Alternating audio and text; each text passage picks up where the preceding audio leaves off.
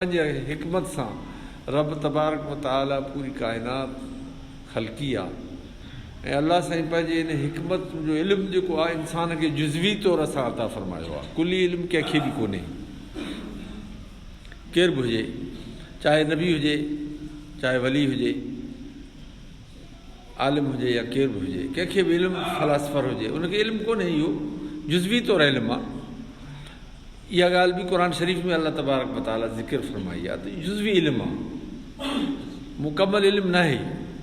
मुकमल इल्मु सिर्फ़ु कंहिंखे आहे, रब जी ज़ात खे आहे, ॿिए कंहिंखे बि न आहे। ॾिसो हज़रत मूसा अलैहिस्सलाम जो वाक़ियो मशहूरु आहे।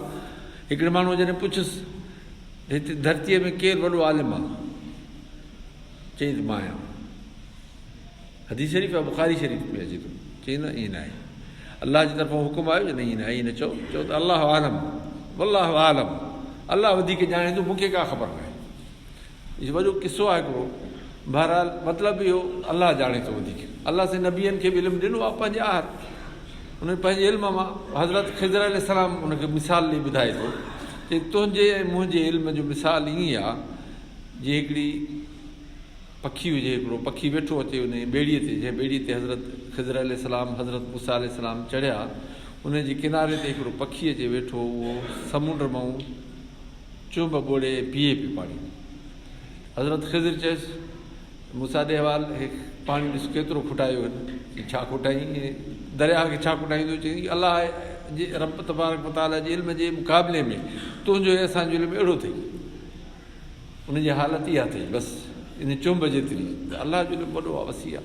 अलाह साईं माण्हुनि खे पंहिंजे अंदाज़ में रखियो आहे, रब जी मर्ज़ी आहे, उन में दर्जात रखिया अथई, के घटि के वधि, अलाह जी मर्ज़ी आहे, बसि अलाह ॼाणे थो।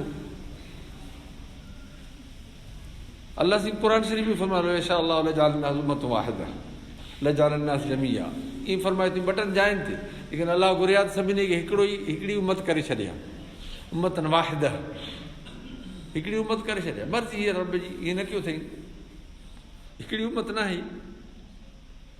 के कहिड़ा आहिनि, के कहिड़ा आहिनि, के फर्मा बरदार आहिनि, के नाफ़रमान आहिनि, के शुक्रगुज़ार आहिनि, के नाशुक्र आहिनि, के कीअं आहिनि, के कीअं आहिनि, मुख़्तलिफ़ क़िस्म जा माण्हू, हर को माण्हू पंहिंजे पंहिंजे अलाह तबारक